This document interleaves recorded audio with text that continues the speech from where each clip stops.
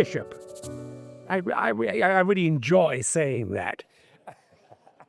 Bishop Rosemary, sisters and brothers, it's good to be with you here this afternoon. The task that Guy set me when he asked me to come along to this important gathering was really to look at the role of government in strengthening social cohesion and ensuring the safety of citizens. And I'm always happy to talk about that. I've been police minister. I've been various things. I've been chief secretary. I've done various things in government that have a direct bearing on that. But I thought I'd try something out. I'm trying to get with it, to absorb all that dominates in these times. So I thought I would ask that question of artificial intelligence, of AI. Yeah, well, clearly there's quite some old people in this audience who seem to be somewhat taken. But I mean, that's what they do these days. So I put it in, and this is what came out. A government plays a crucial role in promoting social cohesion by creating policies and initiatives that foster equality, inclusivity, and a sense of belonging across diverse communities. There, you heard it from AI. They then go on to tell you key aspects of a government's role in social cohesion: policy development, investment in community programs promoting civic engagement, addressing systemic inequalities, interfaith dialogue and cultural awareness, you'll be glad to hear, monitoring and evaluation, collaboration with civil society. And then he gives some examples of government actions to promote social cohesion. All well and good. All actually quite useful. And if you are doing A-level politics, I would have thought extremely useful in terms of your essays. But the reality is this is indeed what government should be doing. But it isn't what government is doing. It isn't what really any government can simply be relied upon to do. And it's not that they don't know what to do, and I'll come to that in a moment. But one of the things I have learned over the years, and Simon and I the other day were at a memorial service in Bristol, in the cathedral in Bristol, and I referred there when we were looking at Paul Stevenson's life to the dictum of Frederick Douglass, the abolitionist. Interestingly, a man who at the turn of the 19th century was one of the most photographed men in the world. And there's this incredible picture. And if you've seen it of Frederick Douglass, powerful black visage and white beard. And he said this: power concedes nothing without a demand. It never has, and it never will. Power concedes nothing without a demand. It never has, and it never will. So government has the power to promote social cohesion. Government has the power and the duty to ensure the safety of citizens. But it is not going to happen unless the demand is made. And that, it seems to me, is where this conference and where you all, coming from where you're coming from and in the organizations in which you are embedded and key movers and shakers, that's where you come in. Because the demand has to be made of government, first and foremost. And it has to be made of government at every level, not just national government. I think sometimes we make a big mistake and we buy in, actually, to a notion that is very damaging to community development and cohesion, namely that everything can be done from Whitehall. It can't, it won't be, and indeed it shouldn't be. I would argue that local government is as important as this as central government. And local government is nearer to you than central government. Regional government is nearer to you than central government. And I think one of the demands we have to make, one of the alliances that we need to form, is to make the demand of empowering and strengthening local government, which this government says it is committed to do. Of course, every government says it's committed to doing that. But few governments actually have. The government actually of which I was a part, we made some steps forward, but at the end of the day, we were deeply concerned that if we gave a too great a degree, quotes unquotes, of autonomy to local government, they would act in a profligate manner and threaten the economic welfare and prudence of the stewardship of the economy. So actually we held back. And we held back in a very dangerous way, because we held back actually from empowering them to raise money to build homes. And at the end of the day, and Simon, I think you'll come onto this and what you've got to say, frankly, to talk about social cohesion and not have a housing policy that isn't actually rooted in building homes for young people and actually building homes for old people when you're asking them to downsize. And don't tell me it can't be done. My grandparents downsized, came to live near my mother and us. And when they did so, because my mother lived in a new town and lived in a council house in a new town that was built in the 1960s out of a consensus between Conservative and Labour governments that it was important to build homes post-war. They were able to move into a one-bedroom small place, their own home near us. And that it was possible to do that in the 1970s. It ought to be possible to do that again. It cannot be done. If you're talking about social cohesion, it can't be done unless you engage with local government.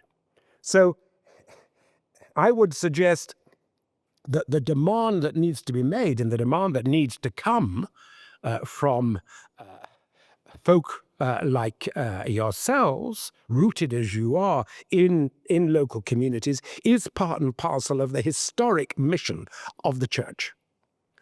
That's what people of faith, compelled as they are by a vision for community and a vision for cohesion through the sisterhood and brotherhood, shared sisterhood and brotherhood as children of a living God. That's where you come in. And I was just the other day reminded, and I've been reminded as it happens this very afternoon in a surprising way, but I was reminded the other day of someone, he ended up, and the last I heard of him, he'd just been discharged from hospital just before Christmas, and I hope he's still with us. But his name was Roy Smith. You remember Roy Suresh? And Suresh, Rev, I'm just so glad to see you here today, because I wanted, in any event, before I knew Suresh was coming, to give him as an example of how a local vicar in a particular community under attack, failed by policing, failed by central government in terms of protecting that community from what was then the National Front and the British movement, actively engaged with local people, the Southall Youth Movement as it was, Southall Black Sisters, in order to say no to right-wing extremism, to say no to police harassment, and who, when cases were brought against those young people and community activists who were holding out against the racists and against unjust, unfair policing, came out, didn't he, Suresh, day in and day out to Barnet in order to give evidence on behalf of the young people concerned. Now that was faith in action, and he continued that in Harleston at St. Michael's and All Angels. And I raise that because it goes directly. His life goes directly to the issue of racism and communities and community safety. And then subsequently, and again I go back to local government, when we had an opportunity at a local level in the GLC to fund police monitoring groups. Very often those groups that we funded came about as a result of meetings that had taken place in churches, in temples, in mosques. That's the reality, and local government did that. So I just want to stress that, yes, it's important that we do talk, and I want to say just a few words in conclusion before we have the conversation. It is important that we do talk about government. At the end of the day, the government's role is enabling. Government's role is to create a permissive environment for changes that have to occur, for programs that have to be delivered, and that permissiveness is partly an issue of funding, as well as creating the policy space. But at the end of the day, without the active engagement of communities, believe you me, it is not going to happen. Whatever we say. Now, I just want to highlight two things. The first is that we don't have to reinvent the wheel. Successive governments, including the last, have commissioned pieces of work specifically around community, social cohesion, and extremism. You don't have to look any further than the Khan Review, and it actually is a fairly important document, in my view. She went out and she consulted and she engaged communities. It's worth reading. It's worth reading also because it makes the point. And as I was going through it, it struck me as being particularly important. She refers to. I read the section. The review identified what it described as freedom-restricting harassment, which it defined as a growing and dangerous climate, a threatening and intimidating harassment leading to serious censorship. It was affecting those politicians, those in public life, and members of the public. Very true. Very, very true, in which people feel threatened. They feel threatened in their institutions. They feel threatened in their own homes. They feel threatened. They feel threatened in the rooms in which they open up their emails. So you have this corrosive dumbing and numbing. It does both, of course. It dumbs public discourse. And one of the problems we have today is that political discourse is dumb and vacuous. That is one of the problems we have today. So it dumbs public discourse. It numbs a public awareness and action in order to address the needs that exist within society. But also, and importantly, it recognizes something that has been brought home to me today, and that I happen to know from my own experience as police minister many years ago: the issue of sparsity, the issue of rurality. It's not just urban environments in which this exists. It exists in rural environments and peri-urban environments as well. And the church, one of the great strengths of the church, one of the great strengths of religious organizations is that they transcend that. And it's very, very important that that is done, and that we root what we do in the universal truths that are of universal applicability. And that we don't forget the very special issues that arise from sparsity and isolation, and those communities where people feel particularly threatened when they take a stand. So I just raised that as an issue with you. The second issue I would raise, which is to me is an important one, is one of funding, because we have the Khan Review. But we also have the independent review by Lord Walney on political violence and disruption. Again, a very useful piece of work. and one that certainly bears reading. Quote, one quote there: the far right, far left, other extreme single-issue groups in this country, and the need to address the points at which the activities of such groups cross into violence, criminality, and disruption, including on people's life. And he referred specifically to social cohesion. But then you go on to the situation after the riots, to a report by British Future, the Belong Network, and the Together Coalition.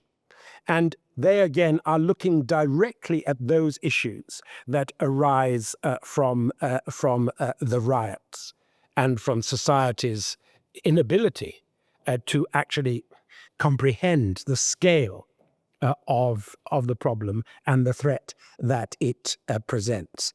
12 key policy recommendations, which I recommend to you, but 3 that I would just hold out to you in my closing remarks as being of importance. The government must put in place a long-term, cross-departmental, national social cohesion strategy. A long-term, cross-departmental. It's not just a question for the Home Office. If you leave it to the Home Office, you know what will happen. And I speak as someone who has huge respect for the beleaguered civil servants and ministers in that department. I've been one of them. I know what it's like. But the Home Office alone cannot do it. You've got to look at the Department of Levelling Up. You've got to look at the Treasury. You've got to look across the whole piece in terms of getting a response from government on this issue. Also, and importantly, and I can't stress the significance of this recommendation, councils and combined authorities should be charged with responsibility to deliver local cohesion strategies and have the support and some additional resource to do so. And finally, social media companies need to be held to account. I began with AI. I told you I'm with it. I'm on WhatsApp. But social media companies need to be held to account and required to do more to control the spread of disinformation and hate speech. Now, in all of those areas, you must have a voice. In all of those areas, you and the communities of which you are a part need to be heard. Now, I'm old enough, and there's you were very kind enough to show me a picture of myself in that book that you're selling back there. I mean, I was pleasantly surprised, but I had hair, and I had a lot of hair, and I wore flares. Simon, even you remember flares. But the thing about that particular time is, I remember the church's urban fund. I remember that. I remember too the way in which central government at the time, with the urban fund, got local authorities, and I was working in the law centre in Paddington on the Harrow Road. Westminster Council, to their credit, actively involved the local council of churches. The local council of churches was engaged in creating a housing association to build homes. So the churches spoke in to that, into the issue of resource allocation, and brought their own resources to the party. So I end with that, and with the belief and the certainty that power can seize nothing without a demand, yes, but at the end of the day, power must lie with the people, and we must be with the people. Thank you very much. Your group.